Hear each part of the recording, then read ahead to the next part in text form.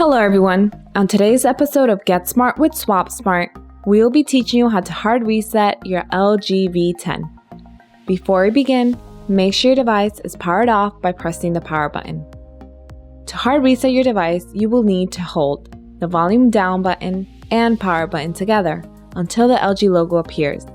Quickly release the power button and then immediately press the power button again while still holding the volume down button. Okay, let's give it a try. Hold the volume down button and the power button together until the LG logo appears. Only release the power button and now quickly press it again. You will then release all buttons once the factory reset screen appears. Use the volume down button to scroll to yes and press the power button to select. Once again, scroll to yes and press the power button to confirm. Wait for the factory reset to complete and you're done. If you found this video helpful, please subscribe to our channel, like the video, or leave a comment. We'd love to hear from you. Thank you for watching. Until next time.